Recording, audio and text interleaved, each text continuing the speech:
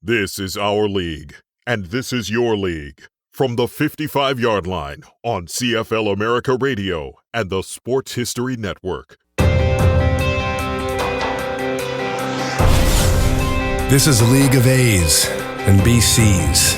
It's green and red and gold and black and blue. This is a league with 2 official languages and many unofficial languages. It's East versus West, wheat versus iron, love versus hate. This is a league where superstars are extraordinary and ordinary at the same time. It's a league of ice, of fog, of mud and wind. And for one Sunday in November, it's the nation's glue. This is a league as diverse as a country, a league of Jacksons and Kwongs, Johnsons, Moscas, O'Shea's, and Haji Razulis. This is his league, her league, their league, and their league. It's my league, and it's your league. This is our league.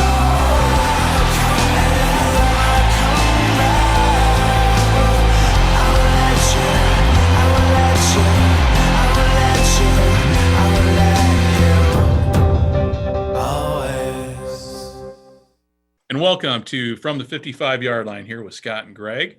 And today we are joined by Joe Ziemba, noted football author and researcher and historian here in Chicago, who has written 2 books, When Football Was Football, A Complete History of the Chicago Cardinals, and Cadets, Cannons, and Legends, The Football History of the Morgan Park Military Academy. Joe, like myself, lives in Chicago, and Joe you wrote a great book years and years ago. Well, I would say years and years ago, but years ago, we'll go there, on the Chicago Cardinals. And wanted to have you on today because, we've got Hall of Fame week here with the NFL coming up. And as I posed at the end of our last podcast, I'm of the opinion, and I've shared this with Scott, that the Hall of Fame really should be in Chicago, the Pro Football Hall of Fame. And I pose it to you right off the bat. Do you agree with me or not? And if you do, help me present the case.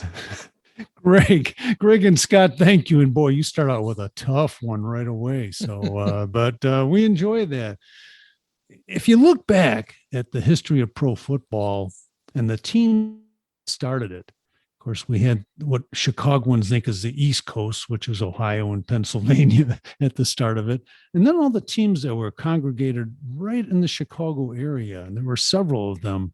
And one would think when the Hall of Fame was started, and thank good it was started, that Chicago would have been given more of a look as possibly the host of a Hall of Fame. Not only had the Decatur Staleys, who became the Chicago Bears in 1921, but the oldest team of all, the Chicago Cardinals, my favorite, we had a team called the Chicago Tigers.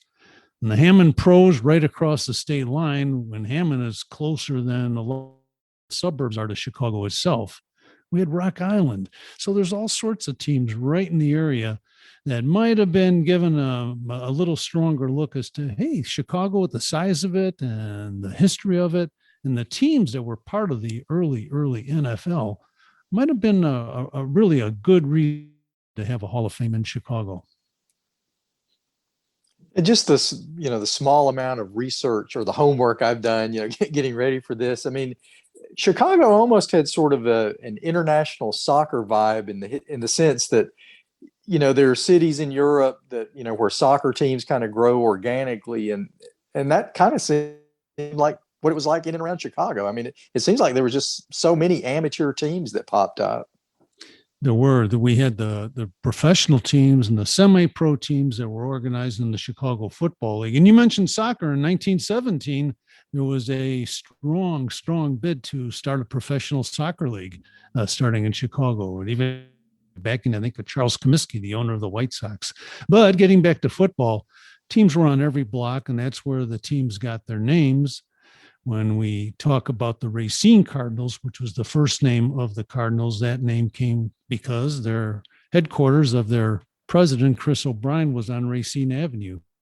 So we had street names that teams used, called the Westerns were on there. We had the Halsteads, and different parts of the city took the name of the streets. But there's a lot of different ethnic neighborhoods. They all seem to have their own football teams. And if you wanted to watch football, whether it be more organized, which were the professionals, so to speak, or the semi or just the Prairie League, there was plenty to choose from. So there were literally hundreds of football teams in Chicago around that time, from 1900 to 1920, when the National Football League started as the American Professional Football Association. And so the Cardinals, we'll talk about our favorite NFL team.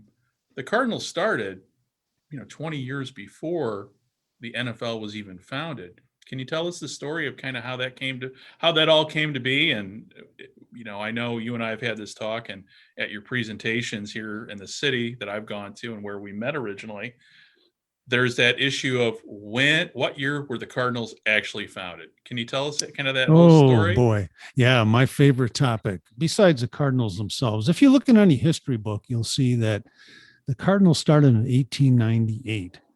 The Hall of Fame lists that date, and the Cardinals themselves and their website list 1898. It's incorrect. They started in 1899. Even the name was incorrect. We were told in the existing history that it was the Morgan Athletic Club, started by owner Chris O'Brien. And Chris O'Brien at the time was a teenager, and he was just part of a group of kids who got together as the Morgan Athletic Association in 1899. And for the book that we did a few centuries ago, we were able to document the very first game. They played against a team called the Shermans on the south side of Chicago in 1899. So it was just a bunch of teenagers that got together. For some reason, the years got switched around over the years. And the next book I have coming out next year, which is the Forgotten History of the Bears and the Cardinals, we talk about how this misinformation came about, which started in the 1940s, long after Chris O'Brien was part of the team. But it was 1899 as the Morgan Athletic Association. It changed to become part of the Morgan Athletic Club in 1900. And what the athletic clubs were on the south side or the north side were places where gentlemen could get together and engage in sporting events like dancing or boxing or track and field. Some had football, but it was a place to go to get together because there wasn't much social life that they could do. And so these athletic clubs became very proud and very prosperous over the years. In fact, one of the original starters, I should say, or founders of the Cardinals was a gentleman called Frank Reagan, who became very active in politics in Chicago as a Cook County commissioner. He was also, unfortunately, the leader of the Reagan's Colts, which was affiliated with Al Capone in the 1920s. But we don't hear much about that. But he was one of the founders of the Cardinals. And then from the Morgan Athletic Club, we had the next major change in 1901. The team was called Cardinals Athletic Club or Athletic Association, I believe. So the story that's been told is that the name Cardinals came from Chris O'Brien buying uniforms from the University of Chicago and then saying, "Ooh, the color of these is not really red, it's more cardinal, so we're going to take the name Cardinal." So that unfortunately is not accurate either. And I've done, because I have no life, I've done some research on that and looked into Amos Alonzo Stagg's records at the University of Chicago, which are quite comprehensive. And there's no mention in his financials of selling any jerseys. But the jerseys that we see in photos that exist from the Athletic Club or the Cardinals and from the University of Chicago don't really match. So if they were in color, we could tell a little better, but they're all black and white. So that, again, we're going to explain in this next book that the name Cardinals didn't come from the color of a uniform. It just came from the startup of an athletic club called the Cardinals Athletic Club way back when, at the beginning of the 20th century. I'm sorry. Go ahead, Greg. Oh, no, go ahead. Go ahead, Scott. No, I was just, that's an interesting story about the uniforms, because last 15 years I was working in the upstate of South Carolina and covered Clemson football. So when I was kind of trying to do a crash course on their football program, supposedly their original jerseys were old used Auburn University jerseys, and Auburn was blue and orange, but supposedly it had been faded by the sun, and that's why Clemson wore purple and orange. So hearing that story, it's like, oh, I wonder if this is like just an urban legend, that Yeah. follows football around. Yeah, and that's probably what happened. These urban legends continue to grow. They're picked up, and they started somewhere. So that's what my goal was. And actually, the first name of the Cardinals was the Cardinals Social and Athletic Club was the official name. But the stories that started in the 40s and 50s just get picked up every year. And I don't blame people, because when I'm researching and I look up and I'll try and find an original source for something, and if it's from the Cardinals and it says they started in 1898, well, yeah, I'm going to believe that. Why would they have the wrong information there? But again, I think that's why all of us who are involved in research do that sort of thing, is we want to get to the truth if necessary. And it really doesn't matter. But for me, I was happy to find out that the Cardinals, when they actually started, was 1899. Oh, And yeah, in I ter- love it when you start going down rabbit holes like that. I mean, to me, it's great because you find out stuff that you weren't even looking for, but might even be more interesting than what you were looking for. And rabbit hole is another good term, and I find myself researching now, because when I did this first book was still by the old-fashioned microfilm. And microfilm, oh, was great, but where do you find it, and is it accessible? And in Chicago, the Chicago History Museum is the place, as far as I'm concerned. They have, I shouldn't tell anybody because they'll find out about it. They have all these old neighborhood newspapers still on microfilm, but now you can subscribe to newspapers.com or newspaper archives. And I almost feel guilty when I'm looking at stuff, but then you start fading away. You see, I'm going to look up this person, and that leads to another story. And all of a sudden, here I am 2 hours later. I'm so far away from what I'm supposed to be writing about, because I found so much stuff when I jumped into that rabbit hole of football, and just keep going. But yeah. So sometimes, yeah, you got to pull yourself back and find out what your original objective was. and how about, in just terms of the research process, how about with the libraries? I mean, obviously Chicago Public Library, downtown, down there off of State is, huge. Did you spend time at the Chicago Public Library or any of, say, in the outlying suburban libraries like what you and I have? Was that part of your research there too? Yeah. And the Chicago Public Library, the Washington Library, has great archives as well.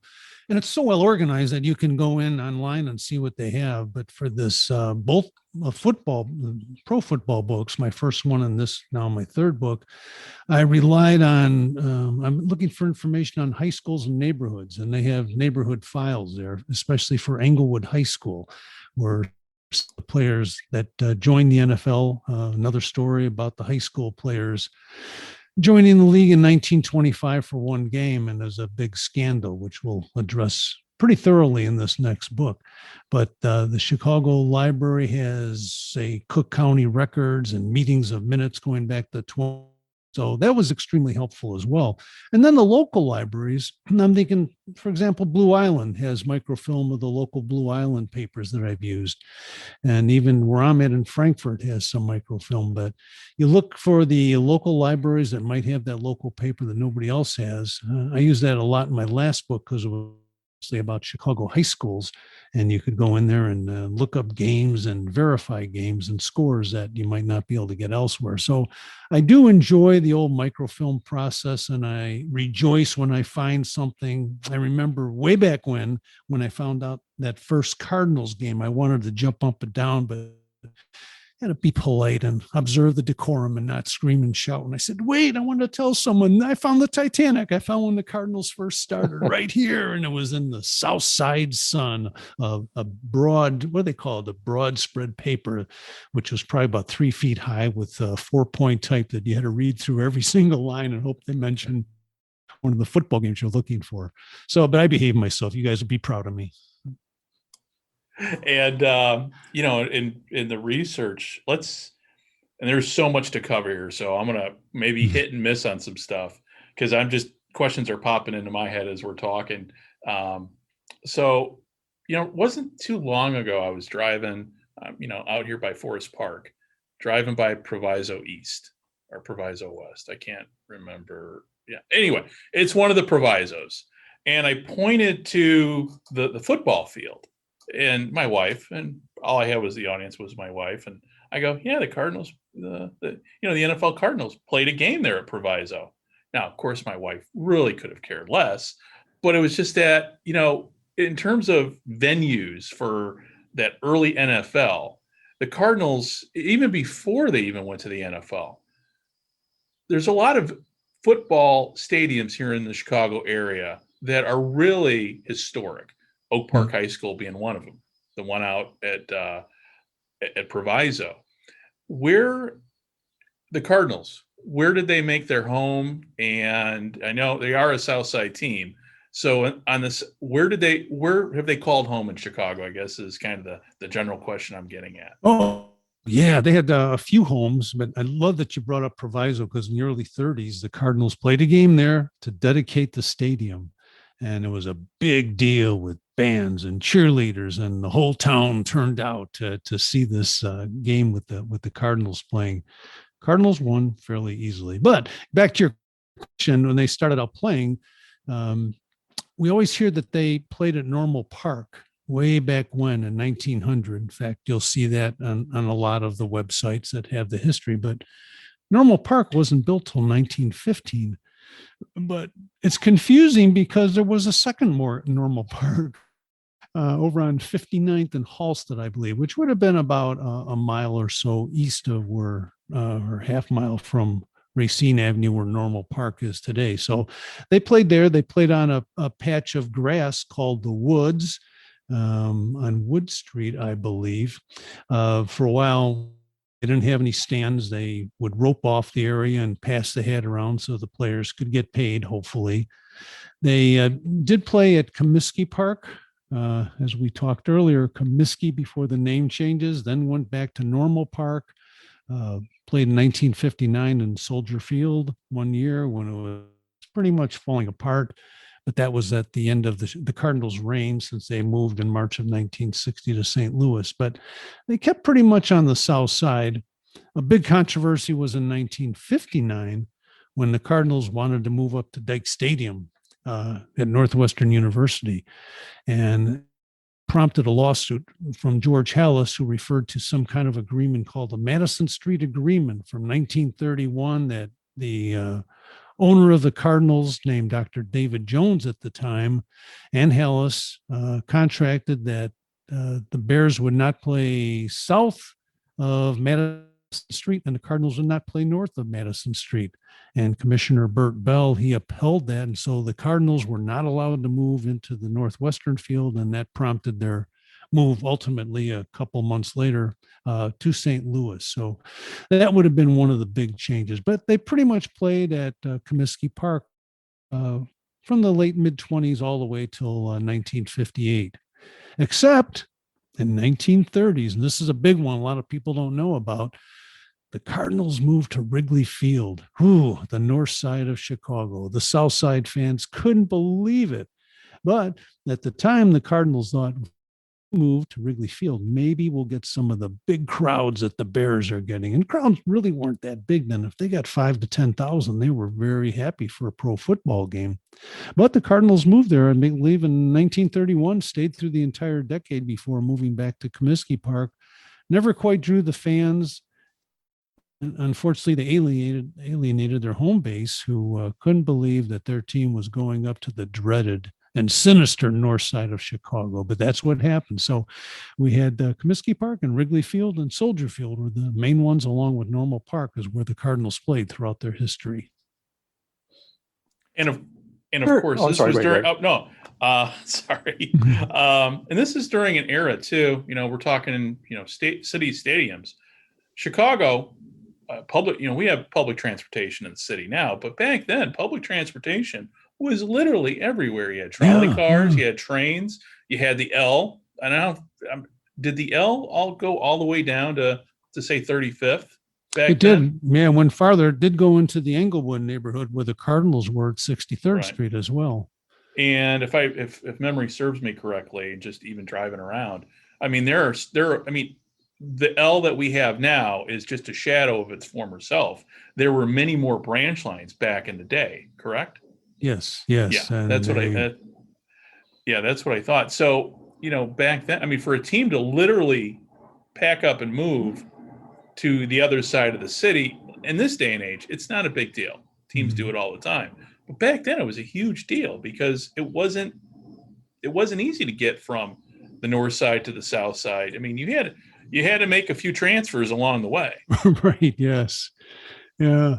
It was amazing that they did that, and the difficulties they had. And the one big difficulty, which made it inconvenient for fans, is because they shared Wrigley Field with the Cubs. And for example, I think it was 1935, the Cubs were in the World Series. They shared it with the Bears. And so guess who gets the worst choices for dates? And so the Cardinals often would have to spend the first several weeks season on the road until they got a chance to play maybe their first home game in November at Wrigley Field. But it was tough on the fans. They could get there if they really want to put the effort in. But then if it's November, and it seemed like that time it really got colder in Chicago a little earlier. Not that it's not cold every day of the year. We have month of summer now, Greg. So, but the fans would have to not only take all these different ways of transfers to get there, but also sit in the cold for a while in a pretty much vacant Wrigley Field. So you didn't have many bodies there to warm it up with you. I know I'm all over the map here, but I was curious when you were talking about the stadium issue, and then that kind of helped lead the move to St. Louis. Were there other cities that were possibilities that the Cardinals were going to move to, or was it always kind of going to be St. Louis? I think St. Louis was actually a surprise. There had been talk earlier of Buffalo because they played some exhibition games there. Atlanta, there was in the 50s, San Francisco was mentioned. So there were several other cities. And the St. Louis thing, I think, came up as sort of a compromise when Lamar Hunt tried to buy the Cardinals, was unsuccessful, and decided, of course, to start this other league. And the NFL wanted to keep the AFL out of St. Louis. And so the talk was then to get the Cardinals or someone else to move there. And to help convince the Cardinals, they were given $500,000, big bucks in 1960. And some of the stories say that George Ellis put up a lot of that. And one of the reasons was that he no longer would be burdened by blackout TV. So if one team was at home, the other team might be on the road. You couldn't televise their games. Sometimes it got complicated as to what games could be televised. But in those very early days of Chicago television in Chicago and elsewhere, it was very important to be able to broadcast your games to your fans who couldn't make it to the game. Although I saw a good George Ellis once that said that he saw really no future in this television. Why would people sit in their living room watching a little box? And of course, I guess he's been proven wrong over the years. I think the league's made a few bucks from TV. Yeah, and then when you have 100 million people or so watching the Super Bowl now, maybe George is reconsidering that opinion. Well, thinking back about it too, during that time period, obviously the blackout rules didn't change really until the last 20 years now. No. Has it been almost 20 years now in terms of sellouts and everything? There's the blackout restrictions have all but lifted. And so, talking about, going back, we'll go back before, let's go back to say the 1930s and everything. Why people have always wondered, it's like, oh, Chicago Soldier Field's always been the home of the Bears. No, it hasn't. And so my question to you is, why was Wrigley Field such an attractive venue versus Comiskey Park? Well, the biggest thing was the price. As you may have heard, George Ellis was a little tight with the wallet. Sometimes he'd open that wallet and his dollar bills would blink in the light. George Washington would blink in the light. He hadn't opened it. But that's an old story. I apologize. But he had a great deal starting back in 1921 for bringing the team up, where there was a fee that they had to pay a flat fee for rental, but if they didn't hit a certain amount of attendee, then the percentage would go down. So it was really a good deal. He could practice there, could store stuff there. He had part of the concessions, 100% of the programs, except for a small percentage that went to the folks who actually sold the programs.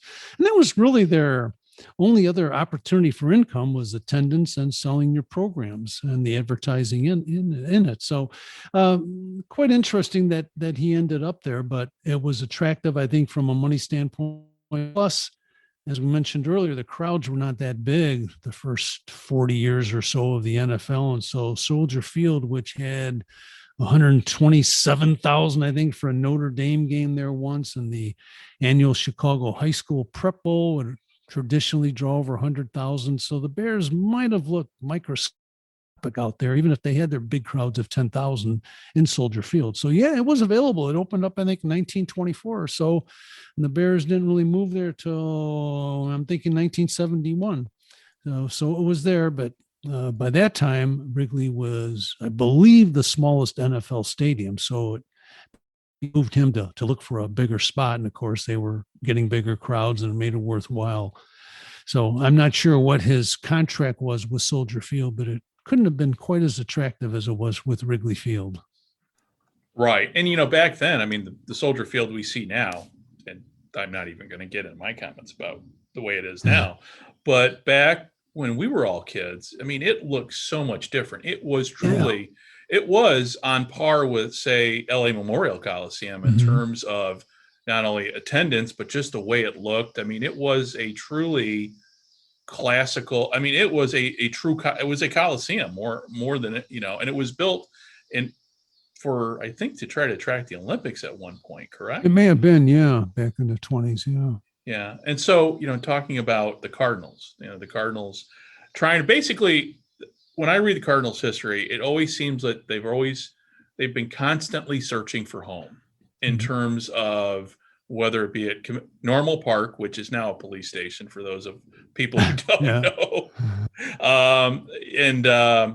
But they were at Comiskey, and the crowds they drew at Comiskey were, I mean, tell me about the crowds at Comiskey. I mean, they drew, but back then they didn't play an equal home versus road schedule.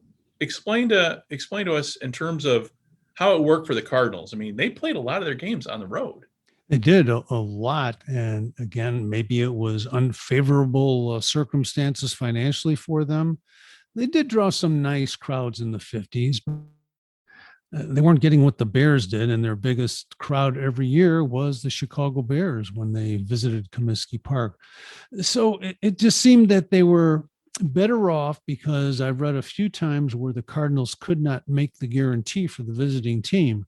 So if they decided they're going to go on the road, 40s or the 50s, they would get a certain amount of a guarantee, which would have been more profitable than if they had hosted a game and paid all the expenses, plus paid the visiting team, and then worried about the attendance having to be a certain amount to break even. So I think that had a lot to do with it, was the finances. And maybe about that time, was looking more seriously about moving. There had been an ownership change when Charles Bidwell passed away in April of 1947, and his wife remarried. Walter Wolfner, who was not a football person, made some controversial, if maybe questionable, decisions about the team and what they were doing. But it just does that they were looking for that home, and Comiskey Park seemed like the only alternative for them that they could possibly afford. So they went on the road a lot and got that guaranteed money. And obviously the University of, and people who don't know, the University of Chicago had a very giant, very large football stadium. It did, yeah. Back in the day. And obviously that being, that's another, great institution on the South Side, the University of Chicago. For people who have never been there, it is one of the most beautiful college campuses I've ever been to. And, but back then they had, the big, large stadium for the football team. But the Cardinals used to practice there, from what I understand. They at least got to use the practice facilities there. So how long were they at the University of Chicago? Do you recall, in terms of how long where did they practice? I guess that's the question I'm going for. Yeah, it's funny because as you and I first met, I do these presentations around town, and before the COVID, did one on Downers Grove, I think, and there's a gentleman there, 97 years old, and he recalled where they played at a park on the South Side. So there were numerous parks and smaller stadiums that they would use. Normal Park, as we mentioned, was gone by 1950 and became that police station we talked about. So they did play at parks from the city of Chicago. They afterwards could practice at Comiskey Park after the baseball season, same as the Bears. And they did spend some time at the University of Chicago. I'm not sure how long they were there. University dropped football in 1938, and I'm not sure when that stadium was removed. Of course, it served during World War II as the invention of the atom was done there underneath the stands, which is a famous story about the University of Chicago football stadium. So it was various, and I think wherever the Cardinals could find a place, whether it was mostly on the south side, they would practice. And sometimes they played up at Lane Tech High School, Loyola High School. They played some preseason up there and had some practices. So it was pretty much wherever they could find that elusive home. That's where they would practice either in preseason or during the season itself. You guys were talking about gate receipts earlier, and I was curious, during that era, was it kind of like the Wild West where whichever teams played, that they are the ones that figured out gate receipts, or did the NFL sort of have a plan of how they wanted it to work? Yeah, it was pretty interesting. One of the things that I'm addressing quite heavily in my new book are the papers from Dutch Sterneman, who was a partner in the Bears from 1920 to about 1931 or so, I should say 1921. And he kept the records for the Bears. And it shows that the home team, pretty much kept the records. And they're very distinct. They're very comprehensive in terms of how they spent their money. And to me, it was really amazing and eye-opening to get a look at and a peek at these records that he kept financially. So we now know what the Bears paid in salary for people like Bronco Nagurski, some of their big stars, and how little they paid a lot of the players. We find out that perhaps George Halas wasn't always honest in his appraisal of their financial situation. But it was pretty much, they always had a guarantee. Every contract would, and taking a step back, the contract would give a team an offer of, say, $1,200 or 40%, say, of the gate, of the net gate after rent was paid for the stadium. So it gave the team who was coming into Chicago kind of a choice. If they're going to play the Bears, they would probably take a percentage of the gate. If they're playing Cardinals, they would maybe just take the guarantee, knowing the gate wouldn't be that good. So I don't think the NFL, and I could be wrong, we'll probably hear about it, was totally involved except for establishing more of a traditional contract for the teams. And Joe Carr, who was that very, very, very influential president of the league after Jim Thorpe served 1 year, he was the one who really brought it up to speed in terms of classing it up and getting rid of college players, having contracts between the teams, and trying to make it into a more professional league to compete somewhat with professional Major League Baseball in the way things were scheduled and the World Series, et cetera, and how funding was divided. So that was one of the things. But the Sterneman records are just fantastic in terms of allowing us to get finally a look into the finances of the early years of the National Football League. And so the old joke about Halas throwing around nickels like manhole covers, there was a reason for it. They were operating on the edges. They were, it's still one of my favorite, and I've heard other people eat, so apparently it's a term used everywhere, but that is one of the more famous quotes about George Halas. In terms of profession, and I was listening to your podcast this morning, your last one where you talked about the college all-star game. And I was thinking, and I was sitting there as I was listening, I go, why was professional baseball so socially accepted, but professional football was not? Where did that stem from? Because it was okay, obviously professional baseball, especially in Chicago, has been around since right after the Civil War. Yeah. But yet professional football was looked down upon. And yet, throw the next thing is, but college coaches, football coaches, were getting paid a ton back then. Mm-hmm. Where did that kind of stem from? Help me try to understand that. Yeah, that's a great question. I'll give you my opinion. For something, when pro football started, it was looked down upon as a dirty, nasty game that was run by criminals and thugs just trying to take advantage, as I mentioned in my podcast, of these poor players. And it was thought that the college football players, unlike baseball players, had a college education when it was not so prevalent in our society. And so they were expected to get a good job as an accountant or a teacher, or perhaps move on and become a lawyer or a doctor and never, ever, ever play football. And so that was one big thing. But then you'd have coaches come out against like Stagg, as we've talked about, from the University of Chicago, very, very influential. And I think it was 1921 or 23. He came out with kind of an editorial that he released nationwide over the wire service, talking about how horrible pro football was. And then if you go to one of their Sunday games, you're committing to supporting this horrible, horrible entity that's going to crush college football and all the joy and all the spirit of it. And so it got picked up. And it was for years and years that people like Stagg would keep pounding away at pro football. His players, it was said, were so afraid of him that they would disguise themselves. And if they were going to play a pro football game under different names, but there's a famous story I mentioned in my first book about there was a redheaded guy from the University of Chicago who put oil or something on his hair, disguised himself and messed his face up with oil, and forgot it was a September game, very hot, and pretty soon the oil's running down his face, and they were figuring out that this guy really wasn't who he was. But even if you won a letter at, say, the University of Chicago, if Stagg found out you played pro football, he detested it so much he would take your letter away, even if you're 10 years out of school.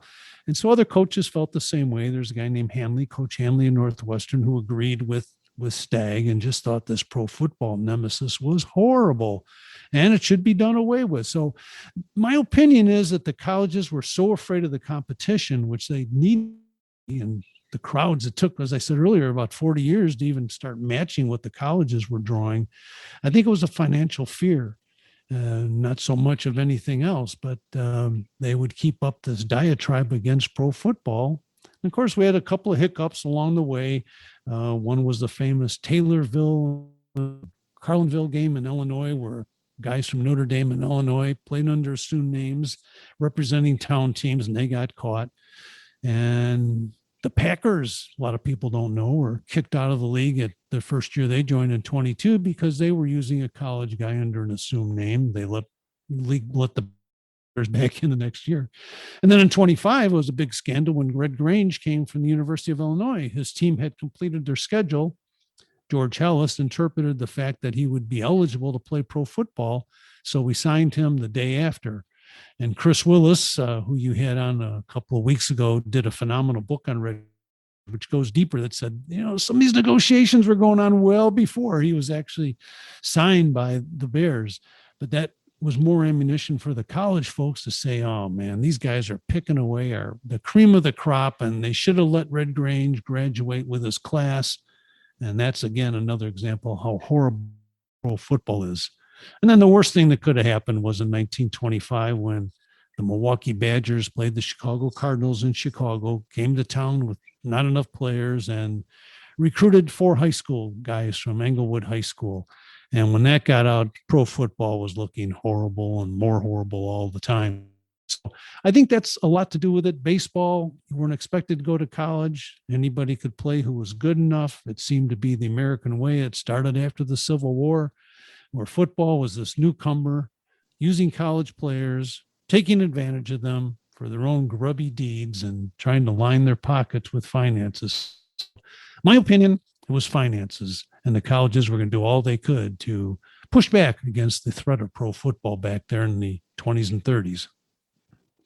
It's interesting to hear you talk about that because, now the whole mantra is, college players getting to the next level. And then in that era, the level should have been college, even if tried to go beyond that.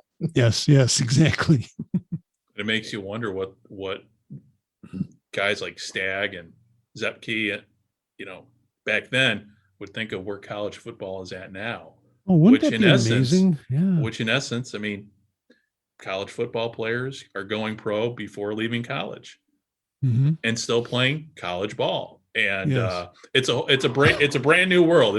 It's interesting just how far we have come in terms of what, back then, even too, the Olympics was all amateur. Now, we're watching mm-hmm. the Olympics this week. I just got done listening to the Japanese beat the US, and it's all pro players. Yeah. So It's very how things have come so full circle in a century. It is amazing. You mentioned the Olympics, and I'm always looking like, wait a minute, how can that person be playing for France? I know they're from a U.S. college, and there's a big sports collector show in Chicago this weekend, and it was the first time they had college players selling their autographs, $150 a pop Really? for the Oklahoma quarterback. Perfectly legal now. Where did I miss this? I did not see this in the news. Yeah. Was this out at Rosemont? Yep, the one in Rosemont. Yeah. Oh, okay. Oh, it's probably a good thing my wife I didn't know about it because I would have asked my wife to go and she'd be like, yeah, no, I don't think so. That's one of our usual stops. We didn't make it because we had some family commitments, but I kept starting to nudge towards the car to get up there. But next time we'll get there. I just love strolling through the aisle and say, whoa, there's a picture from 1916 of Harvard playing Yale in football. So neat stuff. Oh, yeah. And I can imagine memorabilia. I'm kind of limiting what I buy now because it's just, you see it like, oh, wow, really, especially programs. I'm a sucker for programs. Yeah. And so, talking about, so we were, I started off my original question as to why Chicago is really, to me, the epicenter of the professional football world. So you've got two teams in town. So you got the Bears and you got the Cardinals. Now, everybody nowadays thinks of, when they think of Thanksgiving, they think of the Lions game and they think of the Cowboys. But back then, it was the Bears and the Cardinals. It was. In fact, they started a streak in the mid-20s of playing on Thanksgiving Day. And it was kind of nuts because they didn't take the next week off. They would play again on Sunday. So they would probably play on Sunday, Thursday, Sunday. And going back to their rivalry, there was always disagreements on who would host it, when they would host it, because schedules were still put together in the 20s on the run. But yeah, they would get together. And one of the best examples in 1923, when the Bears and Cardinals together, and Greg, you've heard this story before, but Patty Driscoll, the star player of the Cardinals, was running around end, and George Halas and Joey Sterneman, the brother of Dutch, not only tackled Driscoll, but upended him and tossed him head first to the ground, knocking him out. And Driscoll kind of woke up and shook himself out of a daze and started swinging. He landed one on Joey Sterneman, who was 5'6", and Patty was only 5'9", but so much bigger guy. And he knocked Joey Sterneman out. Pretty soon, players from both teams were involved in the fracas on the field. Then the fans started coming out. And there was a great quote from Ed Healy, who the week before had become the first free agent in NFL history, saying something like, oh my gosh, I'm standing there. I just signed for $100 a game and I'm about to lose my life. Here comes that Al Capone crowd with guns on their hips. And sure enough, there was one story that Halas said he woke up from being knocked out and some guy was straddling him with a pistol to his head. Now, as the police were called, the horses came on the field and they broke it up. And the best part of that story was, in his autobiography, Halas said, yes, we lost 6-0, but everyone had a good time. And that's kind of what started some of these games with the Bears and Cardinals and their intense rivalry and all sorts of good stories there. And that's why I decided kind of to write a book about it, which is the next one coming out.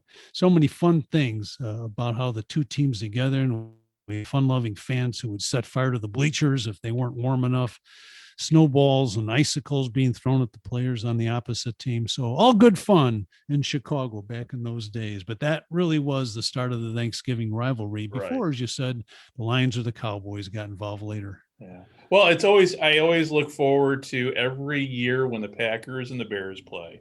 There's always that graphic on TV, the oldest rivalry in the NFL. And usually about 5 seconds after that pops up, there's a post or a tweet from a Facebook post or a tweet from you going, well, just I can hear the, and I'm the same way too, because it's we both know the history of, and the Bears Packers rivalry is truly the most intense one. And I always joke with people, Packer fans are my best friends, but man, come game time, the Bears and Packers, yes, I am a Cardinals fan, but I'm also a homer too. So when the Bears are playing, it's like, Bears have not had much luck against the Packers. We all know that. But it's always fun to watch it, especially when the Bears are winning, just to watch the Packers side kind of lose it. But going back to, the Bears and Cardinals, and again, you're going to be writing a book on, I can't wait to read it, but have had some great games over the years. During those years when the Cardinals were just horrible, they were always up for that Bears game. They were a good example, and it goes on both sides, it seems. I'm going to give an example of 1935. The Cardinals were tied with the Lions. All they had to do was beat the Bears in the last game to win the Western Division. Of course, the Bears beat them. The Cards would return the favor throughout the years. In the early 50s, there was a huge upset when the Cardinals, I think, only won 1 or 2 games, played the Bears, and just blasted them. So there was all that rivalry, no matter who was doing what. But yeah, I agree too that the Bears and Packers rivalry is really intense. Of course, once the Cardinals left, they didn't play 2 or 3 times a year, or even once that often. They're going to play again this year, December 5th. So I'm looking forward to that one. Are they playing here or are they playing there? I believe they're in Chicago. Yeah. Oh, that's December 5th though. I don't know. I might be more comfortable watching it on my TV. Yeah, it might be too warm for you. You like a little colder. That's kind of cool that you still, for people who still follow the teams after they move. The weird thing with me is I grew up a Jets fan. I was a big NFL fan. Uh-huh. And in the NFL, I like the LA Rams. But then when the Rams moved, it's like, they're not the Rams anymore. I don't care about the St. Louis Rams. But then when they finally returned to Los Angeles, I started following them again. Oh. So I'm kind of a fair weather kind of person when it comes to that. But for you guys to continue to carry the for a team that's in Arizona now, that's pretty cool. Joe, I don't know, maybe you've heard me say this before, but for years I had a second job, one week in a month out in Arizona, and I always refer to the Phoenix area and actually the whole state of Arizona as the far, far, far western suburbs of Chicago, because you go out there. And, I would say, probably about a good quarter of the people are out there are either from Chicago or their parents are from Chicago. Yeah. Yeah. It is very much, Portillo's is, and you go to, Joe, you've been in Arizona. Oh, yeah, Portillo's. It's like, now the one thing you can't get in Arizona is a good Chicago style pizza, but that's a whole nother issue. Right. Yes. That's a sensitive topic. When people say, you want to get pizza? I said, nah. Well, our pizza is more like a casserole, but it serves the purpose too. Mm-hmm. How long you got to wait for it? An hour? Yeah, I'll wait an hour for a pizza. But that's, pizza and football, the two things that Chicago is, baseball too, but when it comes to, so with the Cardinals, let's talk about how the championship years of the Cardinals. Now, there's only been there's been 25, but 25 is kind of a controversial year, right? Yeah, because of how that championship was awarded. Can you tell us about that? Yeah, 25 is probably the most controversial year in the NFL, and that's, we talked about earlier, the high school players playing for Milwaukee, and back then the league had no set schedule, but it had an ending date, and that year of 25 it was December 20th. So the Cardinals were neck and neck with the Pottsville Maroons, two good teams. This story is complicated. There's arguments on both sides, and I understand that. The Cardinals played Pottsville and lost, but it was mistakenly billed as the World's Championship, even though it wasn't. They didn't have a playoff at that date, and it was just another game. And so that was, I think, early December. Teams could still play for 3 more weeks. So as is common, the Cardinals, as did 9 other teams, continued scheduling games after the 1st of December. Cardinals scheduled games against Hammond, who they had lost to earlier in the year, and against Milwaukee. And they won both quite easily. And a controversy came out then about the high school players, that the Cardinals game against Milwaukee then should be taken off the schedule, which it never was. It probably should have been. but that allowed them to take a half game lead or so on Pottsville. Pottsville also then scheduled another game against the Notre Dame All-Stars. It would be bringing back the Four Horsemen from the 1924 season to play Pottsville in 1925. And the NFL commissioner had told Pottsville that they can't play that game, but Pottsville had talked to someone in the league office who I believe was not really a member of the staff, who apparently gave the head for that. And then it went back and forth to say who gave permission and who did not. But anyway, in the long run, at the league meeting in February of 26, Pottsville had already been removed from the league. Therefore, they're not eligible for the championship. Cardinals still had that half game lead because they never got rid of the Milwaukee game from the standings.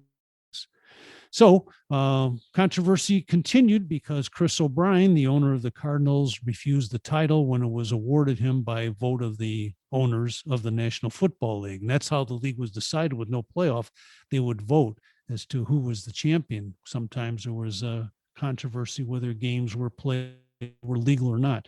So the league was really in need of a firm schedule and a playoff system, which did evolve later in the early 30s. So that was a controversy that the Cardinals were awarded the championship. Pottsville was removed from the league. Then, like the Packers were a couple of years earlier, they were reinstated the next year when Grange and C.C. Pyle, his manager, started the new football league in competition. And so the NFL wanted as many of their former teams in there as well, including Pottsville. So that's kind of how it went. Still controversial. People think one team or the other won it, but the Cardinals are recognized as the champion by league vote in February of 1926. And so, Scott, I'm sorry. No, I was fine. I was just making a weird noise. Go ahead. Oh, well, don't mind the noise. We got landscaping here. This is one of those, it's the Monday where all the landscapers descend on the neighborhood and cut all the grass. So that's what you're hearing in the background. I apologize. But, talking about systems. So the league had developed, and so Burt Bell back in the 30s came up with the idea of the draft. So the next time around, the next championship for the Cardinals was in that 47-48, where they had some good teams.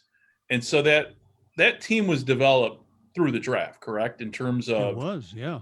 And so tell us about those years, because those are kind of what I always term the lost Chicago football years, because Chicago had championship play. It just wasn't on the north side. It was on the south side. Mm-hmm. Yeah, the Bears had some great title-winning teams with Sid Luckman in the early 40s. Of course, the war broke everything apart, and most of the Cardinals roster went away. In fact, in 1943, you've heard this story that Pittsburgh and Philadelphia merged to form the Steagles. And then before, the Bears and the Cardinals wanted to get together, and the league said it would be too powerful a squad. So the Cardinals merged with Pittsburgh. And the old story, they were called the Card Pits, but they were so horrible, they were like a piece of carpet that everyone walked over. So that's when they were called the Carpets. But that led us then, the draft still continued, and players would come out of college. For example, Charlie Trippi was drafted during the war years, I believe, even though he wasn't with the team till 47. He went back to college. Other players like Elmer Angsman and Pat Harder were joining guys who had been with the team, and then players who had seen action in the war that came back. But it went from the Cardinals going on a streak from 1936 to 1945 without having a winning season to ending up 6-5 in 1945. And they got a little better the next. In 1947, they were 9-3 and won the title.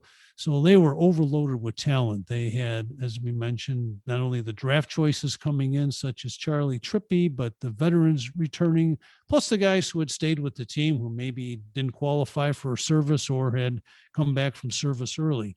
So it was a powerful team, but a lot of the teams in the NFL were really strong at that time. And the Cardinals won in 47. And then in 48, which in my opinion was the best Cardinals team in history, they were 11-1. Played the championship game against the Eagles in Philadelphia in a blinding snowstorm or blizzard. There's some great things on YouTube that show some of the circumstances. And that's one of the things we'll never see again in football history. The field was covered with snow, and players from both teams help not only shovel off the field by hand, but get together and remove the tarp. So can you imagine some of the players today being asked to move the tarp? No, I don't think you'll see it. But unfortunately, the Eagles won 7-0 after Cardinals fumbled deep in their own territory late in the game. And that 1947 championship then is the last for the Cardinals. And in all of professional sports, no team has gone longer without a championship except those poor Cardinals. So next year it'll be 75 years unless they somehow break that streak this year and win the Super Bowl. Well, I don't know. It's. I think the Cardinals this coming season, or if the Cardinals can't make it to the show this year with the lineup, the talent they have assembled on the field down there, I don't know. I don't know when they're going to do it, because I'm looking at the upcoming season and looking up at the lineup, going, yeah, I don't see how they can lose. But knowing the Cardinals. Mm-hmm. Yeah, I see a lot of the experts are picking them to go 8-8, but we always hold hope that this is going to be the year.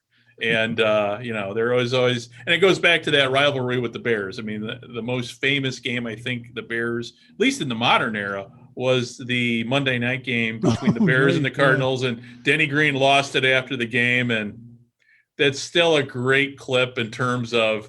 It just kind of said everything just about the frustration of the franchise. And again, I love, you and I are both hardcore Cardinals fans. We love the underdog, but being a Cardinals fan is much like being a Cubs fan too, because you have that, well, for instance, what the Cubs went through this past week, pretty much ditching the whole entire team. Like, oh, we're back to the Cubs, the way things used to be. This is, we don't want to get used to winning. No, So after the Cardinals won, the championship, then we move on. Then it's kind of in a way, at least when, after reading your book, and the great thing about reading a history book is, how things end. Mm-hmm. However, you don't know the why until you read the history book. So from 48 to 59, what happened in terms of why was there such a decline in the team, do you think? I know obviously Bidwell had died. Mm-hmm. So was it an ownership? Was it what was it? What do you think? I was lucky enough to interview a lot of the players while they were still around for that book, which is came out shortly before the Battle of the Alamo. That's how long it's been around. But they would always point to Walter Wolfner, who was the husband of Violet Bidwell after Charles died. And again, as I said earlier, not a football man. And he made a lot of the decisions that were really hurtful to the team in terms of player negotiations and upsetting the players. Players said that Bidwell had treated them so well, and now they were still taking buses when other teams were flying, and not completely honest. My book, when it came out, Pat Summerall did the introduction, which was fantastic. But little known story I share once in a while is that his first draft was very derogatory and had nothing to do with the book or about the book. It was about the Cardinals, because he was upset that he had asked, was he going to be traded? And he was told by Wolfner, no, you're our guy. We need you. And so he bought a house.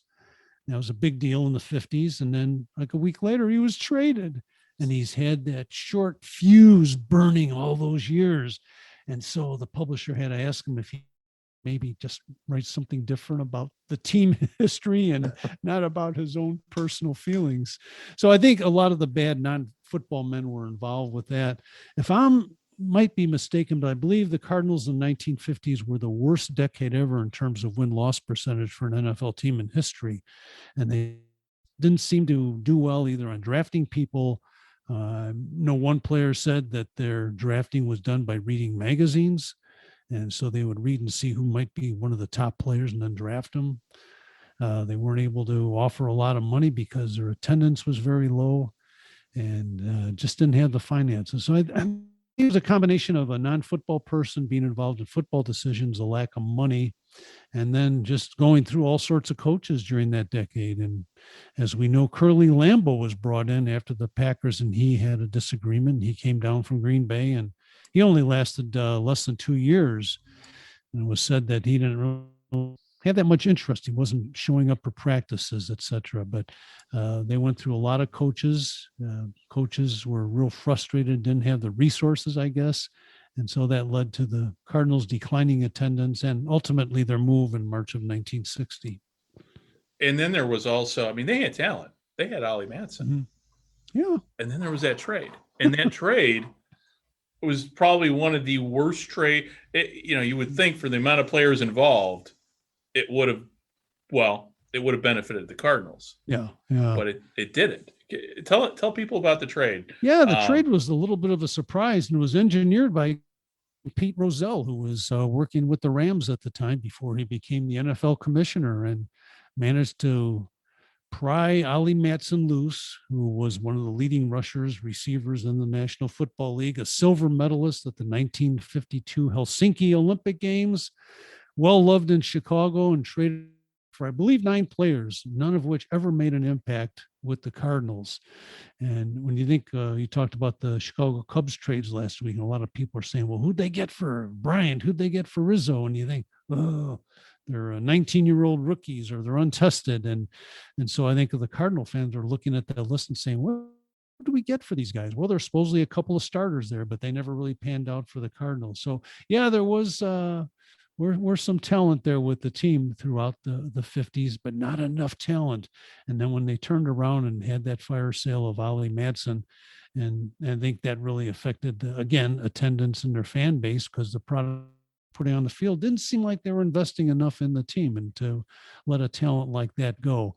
And at first you think, whoa, 9 players, they can rebuild the team and be a contender. Just didn't work out. And I think because they didn't do their homework on who they were actually getting. They almost said, well, the Rams, Pete Rozelle said, well, here, take these guys. We know they're not going anywhere. We'll buck up this trade to get Ollie Matson. And there really wasn't anyone there that really helped them out very much in the future. And so that was kind of that was kind of sort of really, in a way, as I read your book and knowing the history that I know, it seemed like that was kind of the beginning of the end of the Bears in Chicago. Do you, in terms, I mean, they left in 59, but like you said, that was the lost decade. And if the Cardinals were to stay in Chicago, if the Cardinals would have had a much better record, do you think, and this again, just asking for an opinion, do you think they might have stayed in Chicago? Yeah, better record probably would have meant bigger crowds, and the television era was starting to kick off with that famous 58 game playoff game, called one of the best games in history with the Colts. And maybe if they were competitive, fans would have gone. Maybe they might have gone to Soldier Field permanently and started filling that place up. I do believe Chicago is a big enough place that can support, well, I think baseball does that now, support two professional teams in football. We do, and it's been surprising this year to see actually people. Let's face it, Chicago has always been a Cubs town.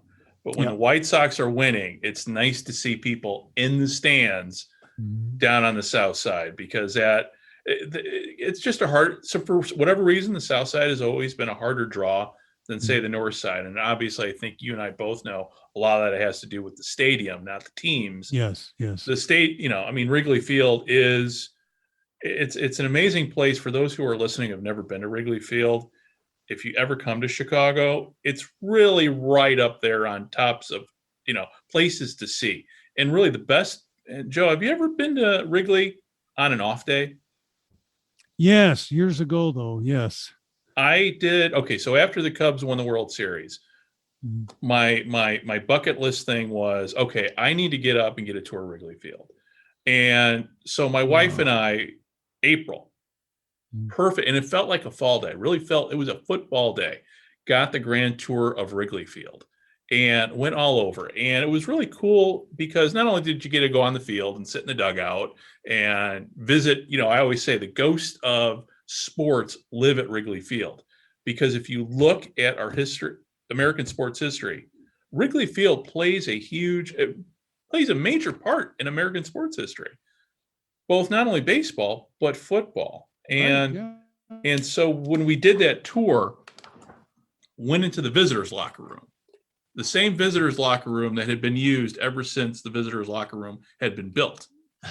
And I sat there with my wife and just kind of sitting down. I'm listening to them talk, and my wife's like, "What's wrong?" I go, "I can hear ghosts." And she's like, "What are you talking about?" I go, "I can hear Unitas. I can hear Lombardi." Just that feeling that you are in the presence of literally greatness of all the Yes. people that have come through there. And it's an amazing experience to, to sit in a stadium that is still around, that's over 100 years old, that played such really a key role in the growth of professional football in this country. Mhm.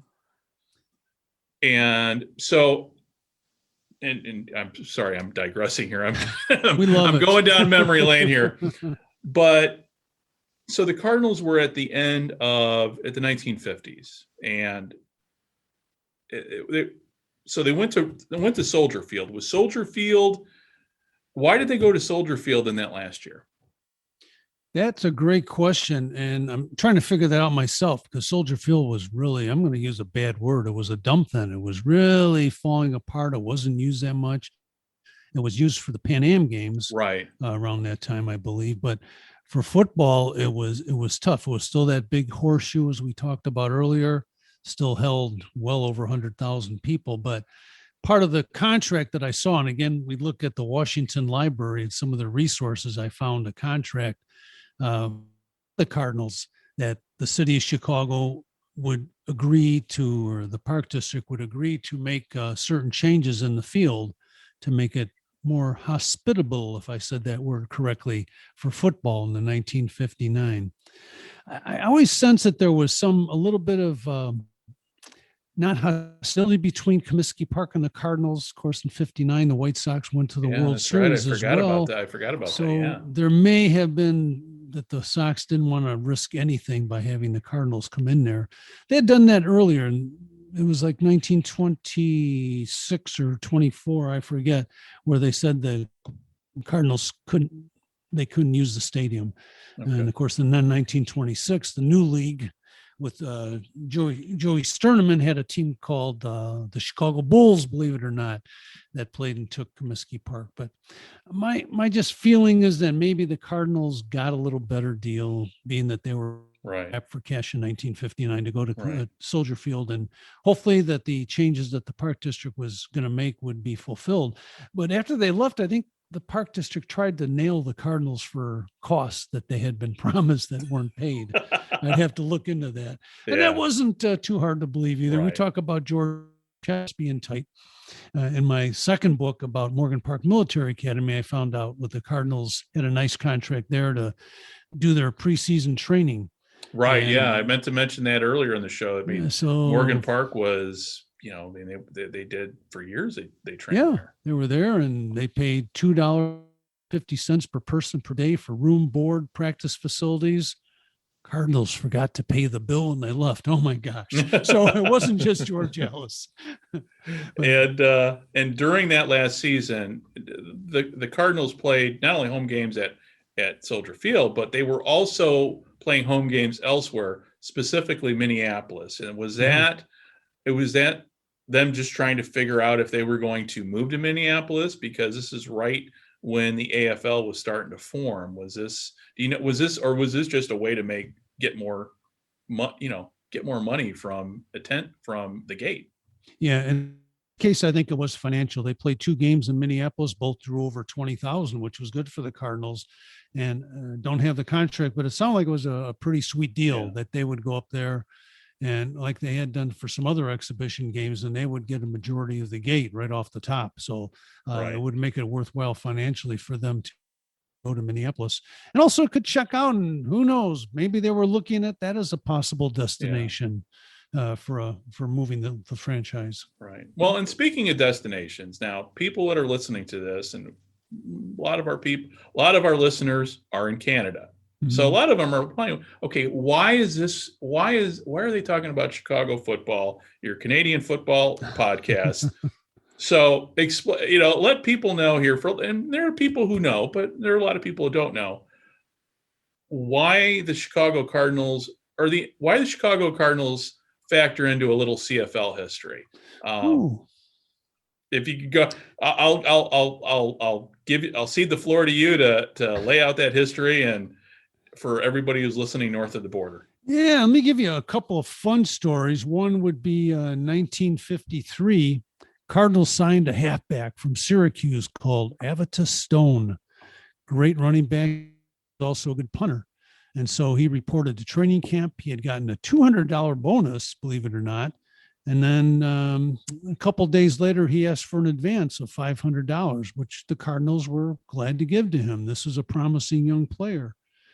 And then he disappeared. No one knew where he was. They tried to track him down to his wife. And his wife said, "Oh, he's in Canada." Said, "What?" Apparently he had signed with Toronto. But when his flight went to Toronto, he kept going and he left. And I believe he went to Ottawa. So he skipped out on his contract with the Cardinals and with his promises to Toronto and went with Ottawa. And he left Chicago, where he was missing on August 17th of 1953. And on August 19th, he was in the lineup. And Ottawa lost a game, but he was in the lineup. They lost 12-9 to Edmonton. And a fun part of that, when I was looking up that game, that it was 70 degrees, and the newspaper called it sweltering. So that's the sweltering 70-degree heat. Now, those of you from Alabama might not agree with that description. Oh, man, 70 degrees would be heaven. So he had signed with the Cardinals in July. He was in the Canadian League by August. He played there for several years. He was an all-star in 53 and 55, and he won the Jeff Ruge, if I'm pronouncing that right, Russell Memorial Trophy as the best player in the Eastern Division in 1955. So he was the best player in that league. So Toronto thought they had him. He went to Ottawa. In fact, there was some controversy there because his mother claimed she received money from a Canadian team that was not named to influence him to go up to play in Canada. So the Cardinals immediately threatened to sue both him and the whole Canadian Football League because of this contract problem, that he accepted their money under false pretenses, but nothing really ever came of it. He enjoyed a nice career. He came back to the National Football League for one game in 1958 as a punter for the Colts. So he enjoyed a 4 or 5 year career in Canada before he injured his knee and had to leave football.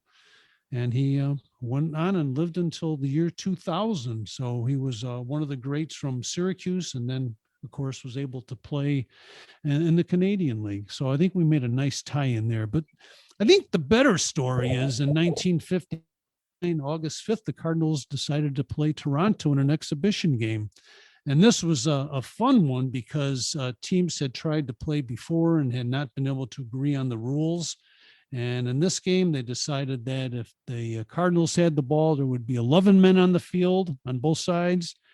And if Toronto had the ball, there would be 12 men on the field on both sides.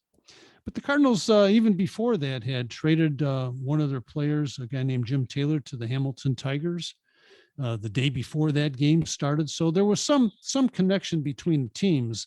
And I noticed in doing some research for this game that there was a lot of anticipation, not only in the rules, but perhaps the big crowd that would come out. They anticipated it would be the biggest crowd ever to see a football game in Canada.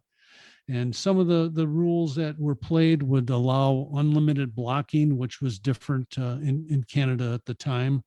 And of course, I mentioned the different types of numbers on the field, be 12 or 11. And Toronto's coach was a guy named Hampool, who played for the Bears in the early 40s, had a nice career for 3 or 4 years. A little bit of an eccentric guy. It seemed like wherever he coached after that, he would have difficulties with either the player, the other members of the coaching staff. So I won't get into anything with his descendants, but he was let go from a couple of teams he coached with. He had a really successful career coaching in the NFL, but when he heard about the blocking rules, he was all for using the U.S. rules for that. In fact, said football is blocking and tackling, and any rule that prevents a player from doing it by fair means is a rule which is not in the best interest of the game, he said. So that was Hampool giving a little bit of a speculation before the game, and they were hoping that there would be a big gate. And the Toronto general manager, we're expecting, a guy named Lou Heyman said, we're expecting 25,000 or better if they get a good break in the weather.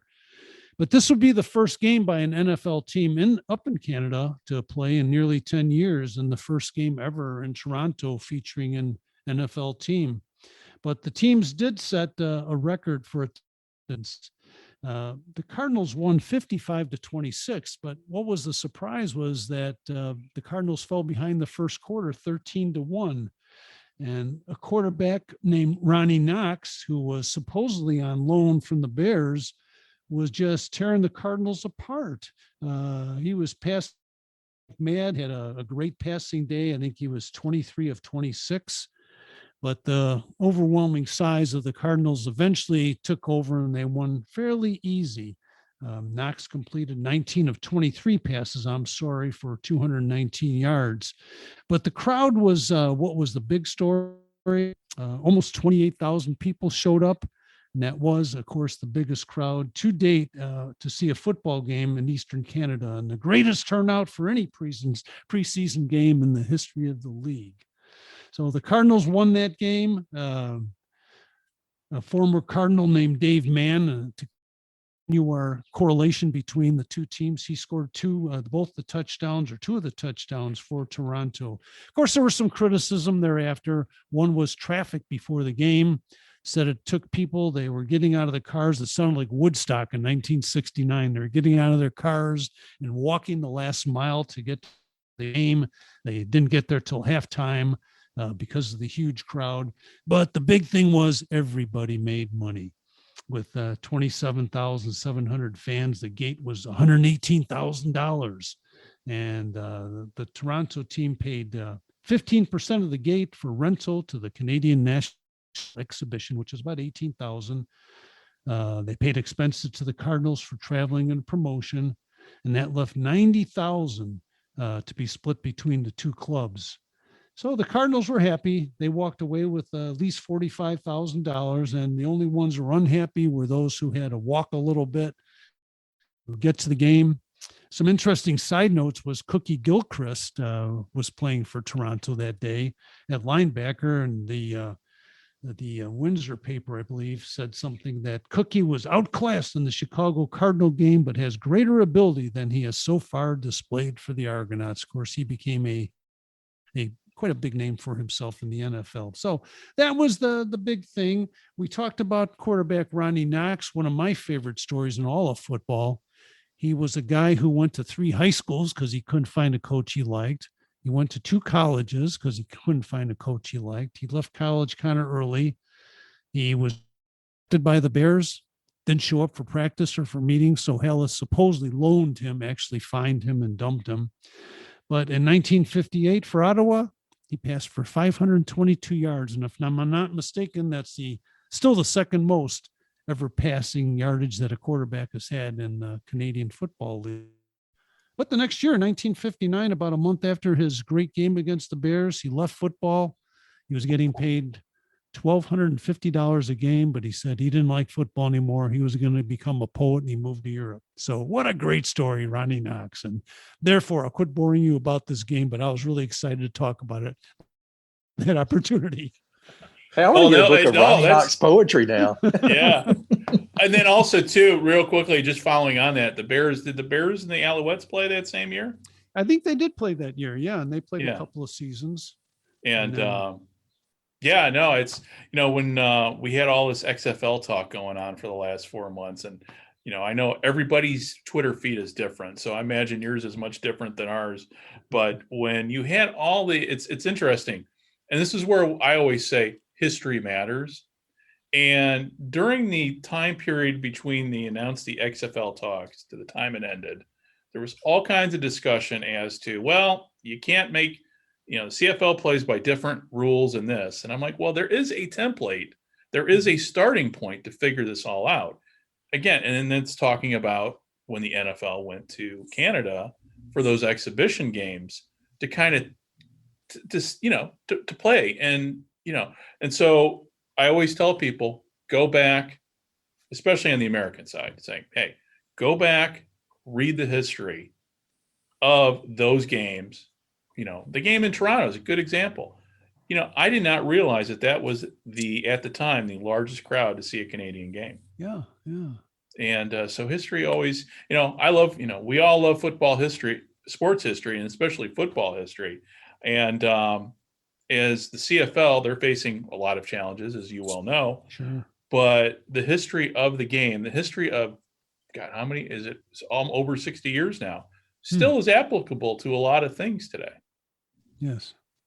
And so do you think now obviously the Cardinals, the NFL is so much bigger nowadays that it's morphed and everything, but and Scott, help me out here. I mean, you and I have had this discussion. The CFL is very reminiscent of the way football used to be in the United States. Yeah, for me, when I watch it, I mean, even obviously it's a modern game being played, 2021, but it's still, yeah, it is. I mean, it's still just kind of old school. I mean, I think a lot of it just goes back to how players seem to relate to the fans, that they seem to be really a part of the community. And frankly, maybe it's even because of the smaller crowds. It just seems a little more intimate, Right. But well, and that's why I always, when I talk Chicago football, Joe, I always kind of wax poetically about that time period that you've written about with the Cardinals and the struggles that they had, because they're all, anybody who loves football needs to go back and read the history books to understand where we are at today. Oh, so yes. Yeah. So with that said, hey, can you let everybody know, A, how to find your books, B, where to find you on Twitter, where to find you on the social media? Because you've got a few places out there that are great resources online that our podcast we don't have. Mm-hmm. So go ahead and tell. I'm sorry. No, thank you very much. And again, for the opportunity to talk about the Cardinals. I hope I didn't babble on too much, but I get excited talking about football history. But a couple of places, the books are available on Amazon.com, of course, for both of the books. Although the book on the Cardinals, I must admit, is out of stock. There was a nice mention in Sports Illustrated a while ago, and that seemed to deplete the stock. We're hoping it'll get reprinted one day, but copies still available on Amazon. They are second generation copies, but the second book on Morgan Park Military Academy, those are brand new, spanking new copies, which are available. And they're also, are they available on Kindle now too? I think yes, I saw the Morgan Park one too. Morgan Park is not the car one, so the Morgan Park one's available on an electronic version, also through Amazon. So that would be there as well. And we do have a Chicago Cardinals Facebook page, and we've been lucky enough to have over 11,000 folks follow that. And to reach it, just look on Facebook, search for Chicago Cardinals, or more specifically, it's facebook.com/Chicago Cards/. And we also have a Twitter account, which covers mostly all Chicago football history. We do a little bit of Bears, Cardinals, high school, college. My Twitter account is Cards Chicago, so can reach us there. And of course, our podcast on the Sports History Network, and you gentlemen just do such a resoundingly wonderful job on your program. Well, thank you. We're on there with you, and we appreciate all you have done. And of course, you bring the professionalism to that I lack on mine. So I really appreciate being partnered with you guys. Oh, I would debate that with you. I would definitely. Oh, absolutely. Yeah. I mean, you're terrific. I mean, this really is. It's been like it's like been sitting in a class and just learning from a history instructor that you actually like. Right. Yeah. and Joe, since I got you and it's recording, I'm going to tell you straight out. I mean, you're part of the reason why we're doing this podcast, because when I first met you, I was just this lone guy sitting, hey, I love the Chicago Cardinals. Boom, your book came out, and I devoured that years before you and I met. And then there was the meeting at, I forget which library it was. And unfortunately, I still feel horrible to this day that the library screwed up the time and average, because I was the only guy there, but I'm glad I was, because I got time to spend with you and your wife. And then, it was years. And then the next time we saw each other was at Oak Park. I had a good friend of mine from the Navy, and we listened to I mean, you've got great, when we're out of this pandemic, are you going to get back to hitting the lecture circuit? Yeah, we'll do a couple this fall already, not doing a lot. We'll be in Northbrook, and I'm going to be posting those on the Chicago Cardinals Facebook page. There's another one. I should remember. Northbrook's kind of a haul for me, man. Yeah. The other one is on the nearest north side. So I'll have to put those on. So you doing Downers Grove or Oak Park or anything close? Oh, and the other, and the other thing too, I forgot to mention, was your Hall of Fame exhibit you did down at the Orland Park Library. Was it 2 years ago now? 2 years already. Yes. I can't believe that. Hard to believe. But yeah, we had a big exhibit on the Cardinals. We hope to do that again sometime. I made a special trip down there to see it. Oh, thank you for being there. I'm like, my wife was like, what do you want to do today? I go, I want to go to Orland Park Library. For what? Because Joe's got stuff there. And my wife, who is obviously not a football fan, but was really, really impressed by everything. She was looking at it going, wow. Now my wife's Japanese. So, I mean, it's for her to see stuff like that. And I think it helped her understand my passion for football a little bit more. And, so I thank you for that, because, but you have, you're kind of my mentor when with the podcast, and it was with, when I reached out to Scott one day and I'm like, let's do a podcast.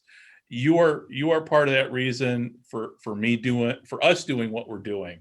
And same with Arnie and same, I always give a shout out to the guys over in Tokyo who do a CFL podcast, because Scott and I have learned over in the last few months, and we've done a lot of podcasts, just how enjoyable it is talking football with friends.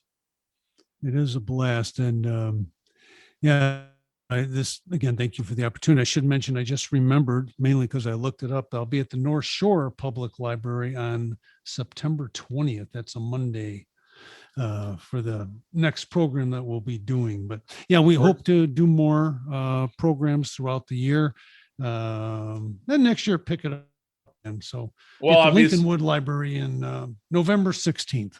Okay. Or as we say in Chicago, the North Shore. Yeah. Over there. It's we got a whole bunch of them, but it's been awesome to talk to you today. And for Scott and I and Joe, hey, thank you for listening to us in the Sports History Network.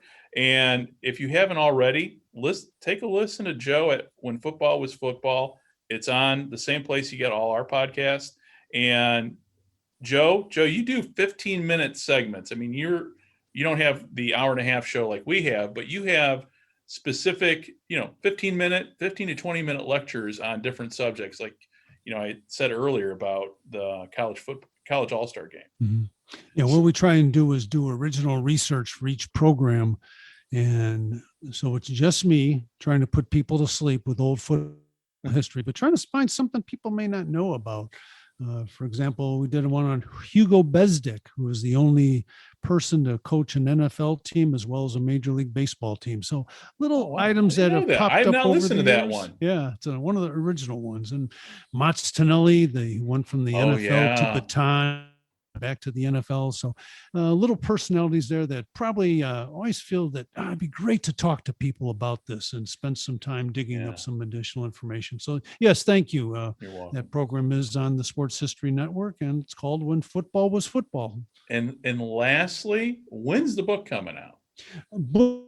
I don't have a date yet. Okay. We do have a publisher. McFarland is going to be publishing it. And so I can't wait because there's so much new stuff, when you get excited about history. I'm excited just knowing. I didn't realize that you were writing the book, and I'm like, oh, wow. Yeah, this, yeah. Yeah. So, well, hey, thank you very much. And for everybody listening, we will be seeing you again real soon. And signing off for Scott, Joe, and I, thank you very much. Like I said, thank you very much for listening, and hope to be back with you soon. Bye-bye. Wild coaches, they had some wild players in those days. They had guys who kind of inept, and the best thing they could do is run as far away from the defending lineman and throw the ball. And sometimes it took on a kind of a Charlie Chaplin-esque appearance out there. In true slapstick fashion, the Chicago Cardinals of the 1950s walked a path laden with banana peels.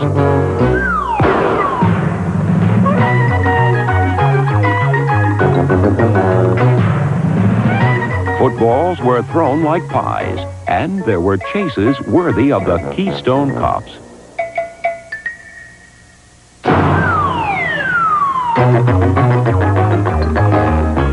Like slapstick movie characters, the Cardinals thrived on ridiculous situations that enabled them to display uncommon resourcefulness.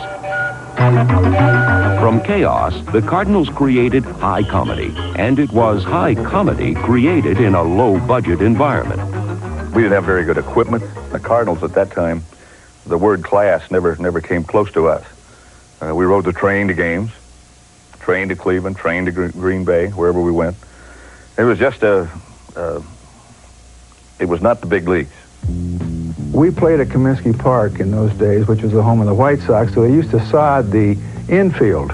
And we had scored a touchdown, so it was on the south end of the field, which was the sodded portion.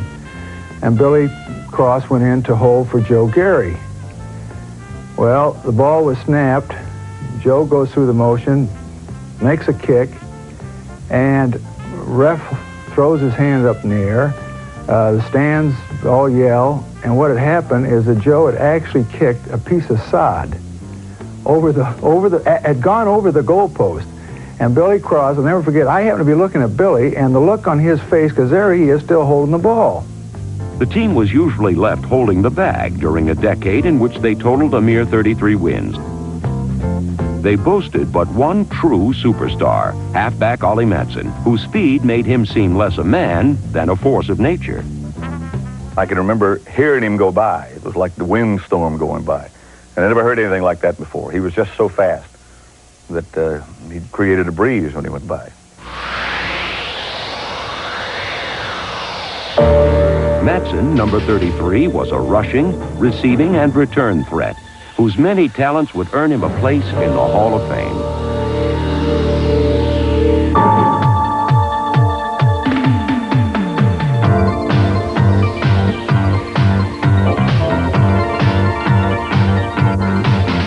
The Cards got a lot out of Matson, and when they eventually traded him, they got a lot for him, or so it seemed. The Cardinals traded Ollie Matson to the Los Angeles Rams for 11 ball players. Of the 11, 9 had to be classified as garbage. Absolute garbage. I think 6 or 7 of them never showed up because they were real dogs. The Matson trade was one of several unusual personnel decisions. We drafted a quarterback from Ohio State one year, number 1. And we said, oh, super, boy, we needed a quarterback badly. And I, being a receiver, thought I wish we'd get somebody to get the ball to me. And lo and behold, a fellow showed up and started throwing a ball, and he couldn't get the ball 15 yards down the field. And we found out the reason they drafted him because they liked his picture in the Street and Smith. He had nice legs and looked well proportioned and looked like a real football player. But even if the team's quarterbacks weren't picture perfect, they did fit into an offense that somehow managed to move the ball forward without benefit of the forward pass.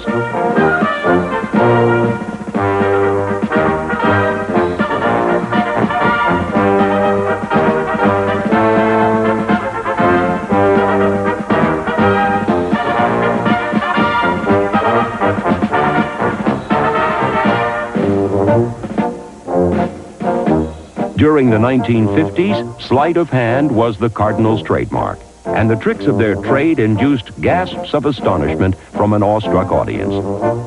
Although we didn't win many games, we were exciting to watch because really sometimes the players didn't know what was going to happen. A lot of those plays really were not designed plays, needless to say. By looking at them, you could tell they weren't designed plays. I can remember the 5 head coaches that I played for in 5 years. And sometimes they just throw up their hands in disgust because of the way that some of those zany plays would turn out. One head coach who devised creative methods of indicating his disgust was Joe Steidehar. He had a very unique way of paying us. He'd bring in a fistful of brown envelopes which contained our paychecks. And he would have seen the game films, and he would write a little note on each player about his performance in the previous game, such things as, "I always thought you had no guts, and now after watching the film, it's confirmed." And I remember once we had to play the Bears the last game of the season. And he came storming in the door of the dressing room, threw the checks across the dressing room. They scattered all over the floor. Told us to fight for our own checks. And he says, "If you guys don't beat the Bears next week, I'm not paying any of you. I'm finding you a game salary." Well, that's the only game we won that year. We beat the Bears at Wrigley Field 24-10. For a while, the Cardinals always seemed to cash in against the Bears. From 1950 to 1955, the Cards won 6 out of 9 meetings from their more successful neighbors from the North Side. This crosstown rivalry gave the Cardinals an opportunity to steal the thunder from the team that reigned supreme in the Windy City. The media, we felt, was always tainted towards the North Side, the Chicago Bears. We never had that on the South Side. I can remember playing games in Comiskey Park in the 50s where there were 6,000 or 7,000, 9,000 people in the stands. Wrigley Field was always sold out. But when the Bears went down to play the Cardinals in Comiskey Park, the place was packed. I mean, it turned into a riot every time. All the games I played against the Cardinals when I was with the Bears ended up in a fight. But while the Cardinals often won the battles, the Bears ultimately won the war for territorial rights to the toddling town. In 1960, the Cardinals moved to St. Louis, signaling the end of a colorful era. During the 1950s, the Chicago Cardinals didn't produce many victories, but their offbeat and exciting style of play produced plenty of thrills and made them one of the most entertaining teams in NFL history.